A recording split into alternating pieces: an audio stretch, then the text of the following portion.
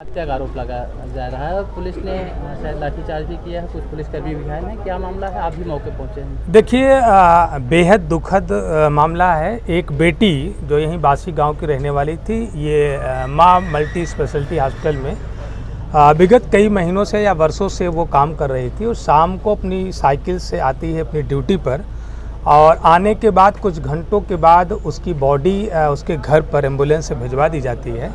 तो परिवार और गांव में कोहराम मच गया। क्या हो गया? तो परिवार के लोगों ने, गांव के लोगों ने देखा कि बेटी के शरीर पर कई तरह के चोट के निशान थे, कपड़े फटे हुए थे, उसके शरीर पर इंजेक्शन, शायद विनफ्लाम लगा हो, इंजेक्शन लगा था। तो उनको तरह तरह की आशंकाएं हुई, तो उन्होंने अस्पताल से पूछना चाहा। तो अस्पताल से जब कोई सही जवाब नहीं दिया गया तो पूरे क्षेत्र में आक्रोश फैल गया। उसको लेकर के सुबह लोग यहाँ पर बॉडी लेकर के आ गए अस्पताल को। मेरी परिवार वालों से बात हुई, मैंने कहा कि आप लोग धैर्य बना करके रखना, कानून को हाथ में नहीं लेना और आपके साथ न्याय होगा। परिजनों ने आरोप लगाया कि हमने तहरीर दिया थाने में तो हमें भगा दिया गया, हमारी तहरीर दर्ज नहीं की गई, हमारा FIR दर्ज नहीं किया गया।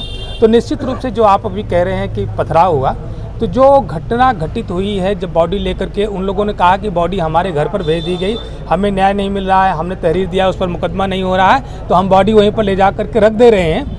तो अगर FIR हो गया होता, सुबह FIR हो गया, अभी आप समझिए कि इतना 12 बज चुके हैं और शायद अभी 10 मिनट पहले FIR हो चुका होगा या अभी हो रहा होगा, अभी तक नहीं हुआ, जिसकी वजह से लोगों में आक्रोश था। जब पुलिस ने लोगों पर लाठियाँ चार्ज की तो कुछ लोगों ने प्रतिरोध में ईंट पत्थर भी चलाए, जिससे कुछ पुलिसकर्मियों को भी चोट लग गई।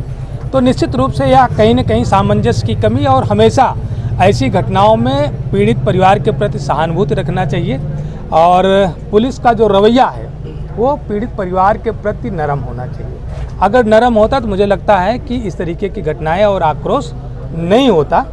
अब बॉडी पोस्टमार्टम हाउस को जा चुकी है, जिलाधिकारी प्रतापगढ़ से सीएमओ से बात हो चुकी है, एक एक्सपर्ट पैनल बन चुका है और पैनल की उपस्थिति में वीडियो कैमरे के साथ पोस्टमार्टम होगा, उसकी रिपोर्ट आएगी और अगर दुराचार की पुष्टि होती है तो सरकार से हम सब लोग उसको 8.5 लाख रुपए की अतिरिक्त जो वो उनको राशि है सहानुभूति में, हम लोग उनको दिलाने का काम करेंगे, आर्थिक मदद दिलाने का काम करेंगे। देखिए, मैंने पहले पूछा, चूँकि यशो रानीगंज से सुबह हमारी बात हुई, मैंने कहा कि भाई लोग ये कह रहे हैं कि आपने FIR क्यों नहीं किया, तो बोले सर ये पोस्टमार्टम हो जाए FIR कर देंगे। हमने कहा कि आप मुझसे बात कर रहे हो, आप मुझे बताओ कि postmortem is a part of information, आज आर पार्ट ऑफ इन्वेस्टिगेशन। आपको समझ में आता है आप किससे बात कर रहे हो? पोस्टमार्टम इन्वेस्टिगेशन का पार्ट होता है, ना कि इन्फॉर्मेशन का पार्ट। प्रक्रिया ये होती है कि पहले आप इन्फॉर्मेशन को रजिस्टर करो और रजिस्टर करने के बाद आप जो है उसका इन्वेस्टिगेशन करो। तो अगर आपको कुछ साक्ष्य की ज़रूरत है तो उस साक्ष्य के क्रम में पोस्टमार्टम की रिपोर्ट लगती है, ठीक है?